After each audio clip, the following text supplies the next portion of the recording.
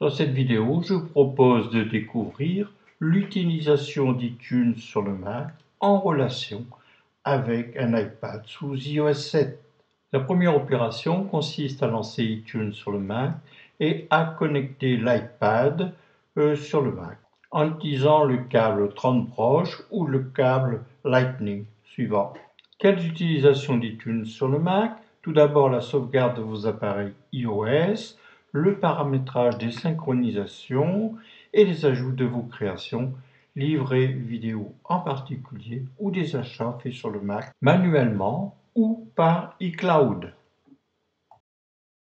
Nous allons découvrir l'ajout de livres pour l'application eBooks sur iPad, l'ajout de musique pour l'application Musique et l'ajout des vidéos pour l'application Vidéo.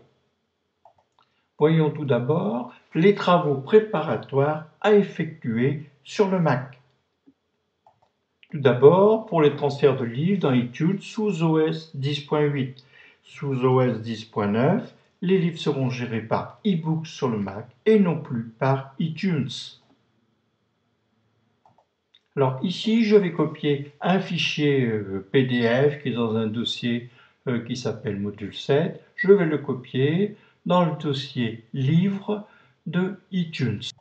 Je vais maintenant procéder aux modifications des informations du livre en sélectionnant le livre et en cliquant sur Info.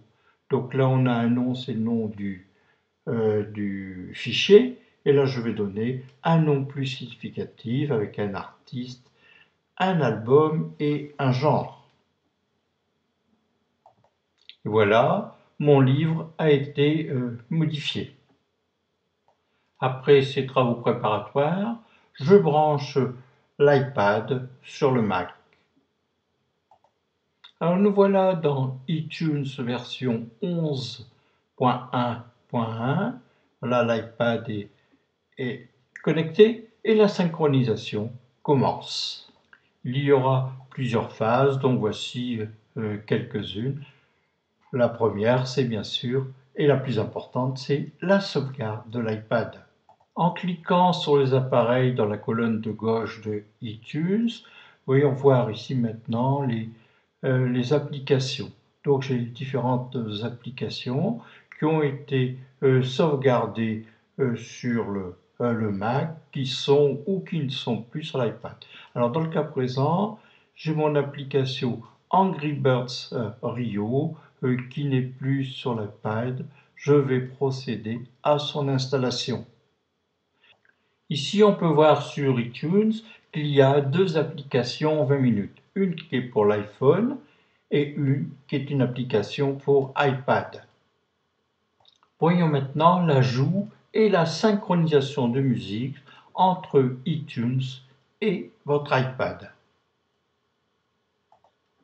Alors ici, mon iPad ne contient pas l'ensemble des musiques et chansons de ma collection iTunes, mais je vais rajouter juste quelques artistes. Je vais rajouter entre autres quelques chansons de Brenda Lee. Voyons maintenant comment ajouter ou supprimer des films entre iTunes et l'iPad. Je clique sur le bouton Film en haut et ensuite je vais aller cocher les films que je veux ajouter à ma bibliothèque qui est sur l'iPad. Donc là ici je vais cliquer sur iOS 6 mode 7, initiation l'iPad, contact. Et il n'y aura plus qu'à effectuer les modifications. Pour appliquer les modifications, je clique sur le bouton Appliquer. La synchronisation entre le Mac et l'iPad va commencer et voici quelques étapes.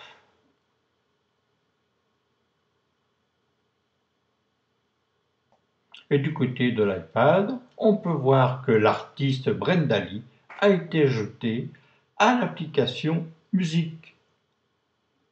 Le livre PDF module 7 a été ajouté dans la collection PDF et ensuite je le déplacerai dans la collection iOS 7. Découvrons maintenant d'autres synchronisations.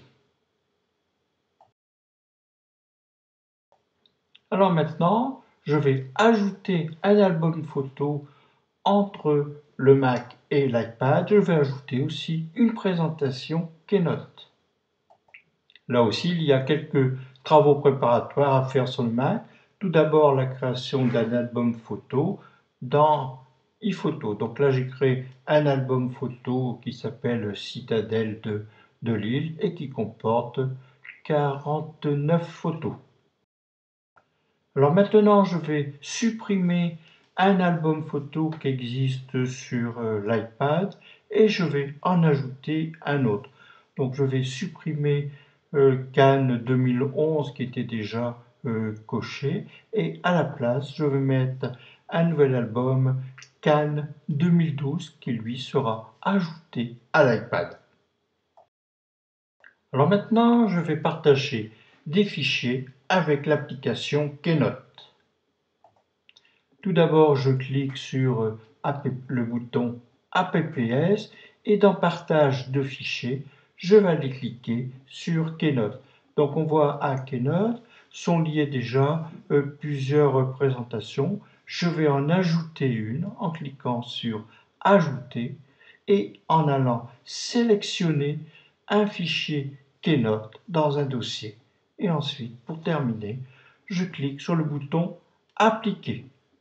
Je clique enfin sur le bouton Synchroniser et la synchronisation commence entre le Mac et l'iPad.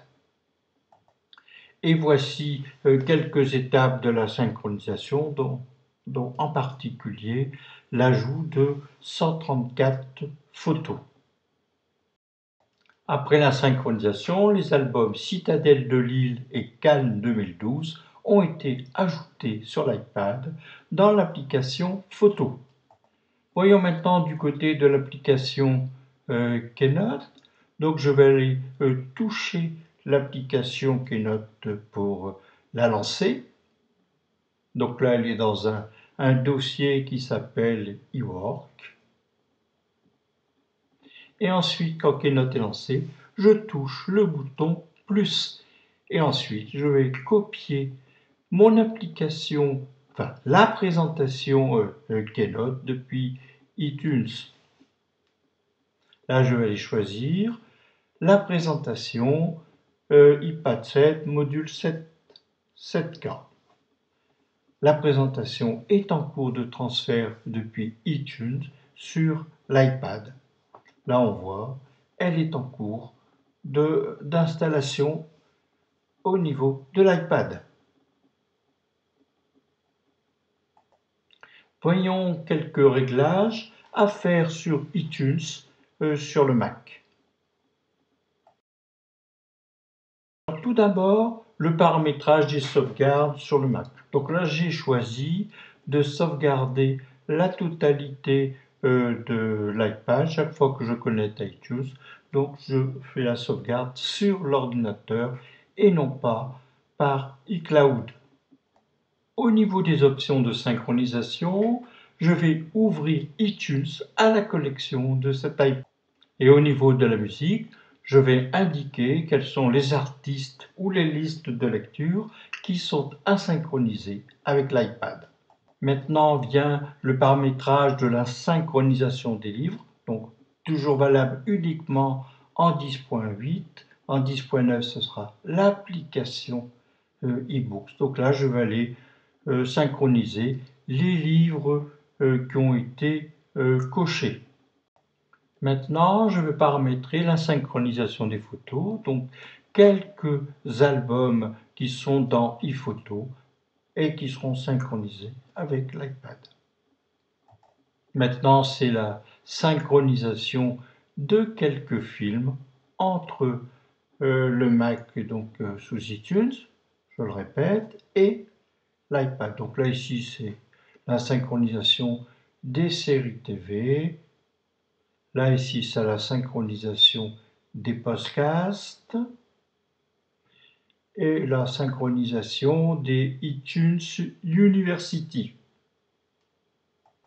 Au niveau de la synchronisation des contacts, vous avez le choix entre synchroniser depuis iTunes ou synchroniser depuis iCloud. Alors ici, j'ai choisi de synchroniser les contacts et les calendriers par iCloud. Donc on va aller dans les préférences système et cocher les paramètres correspondants. Ici au niveau des sons, j'ai décidé de tout synchroniser. Bon, il y a d'autres synchronisations, telles la synchronisation des comptes mail et la synchronisation des signés Safari. Vous pouvez aussi remplacer les informations qui sont sur cet iPad. Depuis iTunes, quand l'iPad est connecté au Mac, vous pouvez voir les musiques et les vidéos que vous avez sur votre iPad.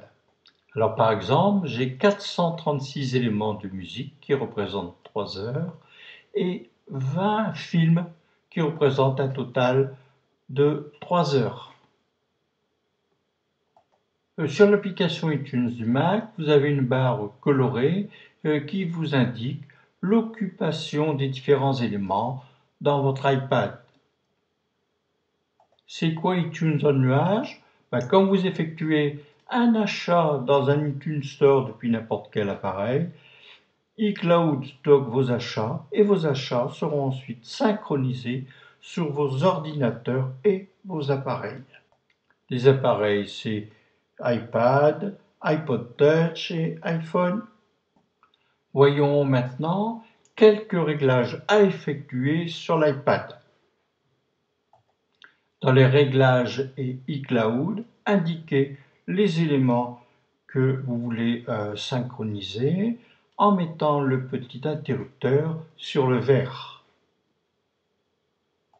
Indiquez aussi les applications qui doivent être synchronisées avec des documents. Donc là, ici, il y a Keynote et Pages. Alors attention aux synchronisations de documents Keynote et Pages qui pourraient être de taille importante.